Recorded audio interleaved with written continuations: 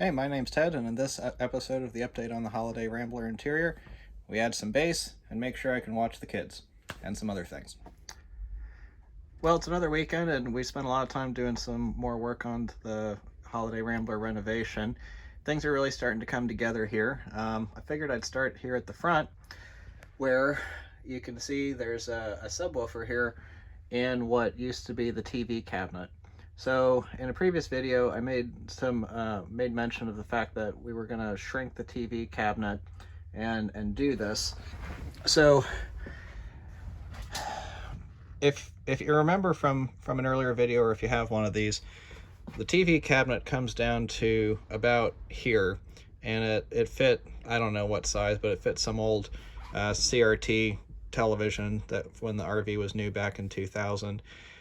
It's outdated these days because everyone has some kind of flat screen replacement, and I kept on hitting my head on it. So what I decided to do that makes use of the space, I mean, you could also turn it into some kind of storage or whatnot, but what I did was decide to take the cabinet, just cut it down, and then we have to do some cleanup here on the paint, but cut it down, create another board for the bottom, and then made a subwoofer enclosure. I always like to have sealed enclosures for subwoofers. That tends to produce crisper bass, and added a 10-inch kicker subwoofer. So reason I wanted to do this is that the stock stereo in these is really not very good. You've got 4 6.5-inch speakers, the 2 up front, and then 2 in the bedroom. And 6.5s, even good ones, really don't do a whole lot for bass, which, not that I'm trying to blast my ears out or anything, but you know, having some good bass with your music does make it better, at least for me. So that was something I wanted to add. So that's in and functional. I'm gonna make a new front piece of wood that's the TV will mount from, but I'll do that another day. What I did to run this is, so I ran speaker cable. We took out these plastic trim pieces, and then behind this one here, these two, are a whole bunch of wires. So you can just run the speaker wire down there, then behind the dashboard with all the other wires. And so then you can see, if you look really carefully in this, there's the perfect amount of room for a small amplifier next to the junk drawer, right next to the driver's station. So I put that in there, and was able to run the activation power from the radio. And then I drilled 2 holes that you probably cannot see, but I drilled 2 holes through the firewall for the power in the ground, and then ran those up in nearby the generator area, got them mounted. Another thing I added was the bus driver mirror. I remembered all the school buses had these when I was a kid, and now I know why, because the driver wants to see what the kids are doing when they're doing what they're not supposed to, which is pretty much all the time. So I noticed on trips that I really didn't like not being able to see what was going on in the back. So bought that off of Amazon, and then bolted it up. It gives a really good view. Not sure how well you can see on the camera here, but you can really see the whole RV from this mirror. So that I think that's a nice addition. But overall, I think one thing I wanted to point out is there's so much more forward visibility now with that TV cabinet cut down. You know, before it came down to here or so, and it really felt like it was restricting the forward view. So this really opens things up a lot. Of course, the flat screen TV is going to be hanging down from here, so that's not going to be quite as good once that's there, but it'll still be all right. So let's move towards the back. It may not look a whole lot different from the last video, but we've done a lot. When we get to the bathroom, you'll see more. So I started to build the support for the refrigerator. And I guess a few notes with this. So, you know, underneath there's still the propane line that goes to the water heater. There's still the wires for the propane leak detector, which I put in there, and just some other things. So you can't just put the refrigerator right on the floor without making more modifications, which I didn't really want to do.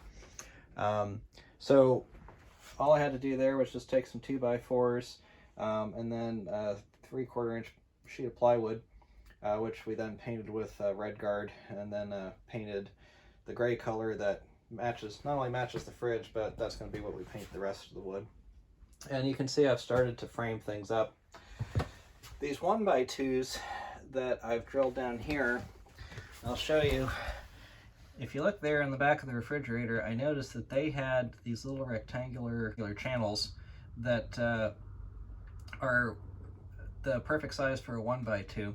So I put these down, so then when the refrigerator goes in, what'll happen is it'll just slip right over these pieces of wood. We'll have to tilt it to get it in, but then that's gonna do a whole lot for keeping the refrigerator mounted and keep it from trying to, move forward.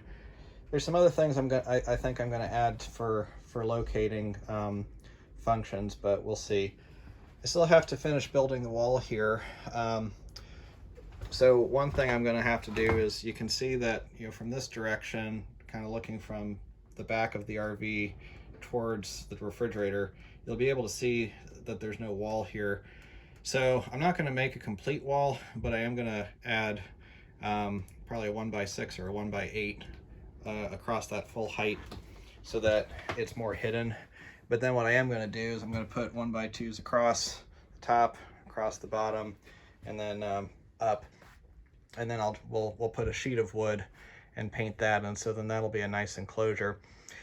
The refrigerator is 35.5 inches wide, and this area is 39 inches wide. So these little 1x3s will work perfectly for filling up the gap. I want to keep the refrigerator as far forward as possible, and then that will give enough room for the fridge door to open fully without hitting the pocket door. So that's coming along. Bathroom looks a whole lot different. We put the beadboard up, put most of the trim in, and caulked it and did some of the painting, most of the painting. So some more details need to get done here. Other thing we did was that around the toilet base, we put that tile on. We're gonna do some more with the toilet area at some point, but that looks good for now, and that was pretty easy. I'm going to do a separate video on the bathroom vanity, just because I think this turned out really well, and I'm really happy with it. But we got this redone. And bedroom, I guess there really isn't anything that we did back here, but you can see that I ordered a new, they're just called a tractor cab heater. They go by a few different names, but I'm going to put this in to replace the factory heater back there that the fan was broken on. And I figure with it being 20 years old, the heater core is probably not in the best of shape itself, and I couldn't easily find replacement parts. So ordered that off of Amazon. The one negative with it is that I am going to have to cut a bigger hole in that panel there to make it fit, but that won't be too bad. So that's the updates for the weekend. It doesn't seem like a whole lot, but really I'm very happy with the progress. We're kind of just at that point where there's a whole lot of details to do, and each one of them takes longer than you think it should, and probably about 2 or 3 more trips to Home Depot or Lowe's, whatever's closer to you, to get each one done. But I think next weekend for sure the refrigerator should be going in. The bathroom will be completed. We'll have the door rebuilt, I imagine, and get that back on. And then we'll be able to put the dining room table back as well. And then at that point, the last thing to do is the shower. We've got the new shower in hand right now, but that's kind of the last thing to do, because another thing I'll say that I did, but that I need to get the replacement parts for, is I pulled out the old drain hose that came from the kitchen area, because that's a common leak point, and after 20 years with this exposed, I figured now was the time to do it. So I need to get the new 1.5-inch spa hose and fittings for that. So hopefully that'll be something else I do next weekend. So anyway, hope you enjoyed the update, and we'll have another video soon. Thanks for watching. Don't forget to like and subscribe.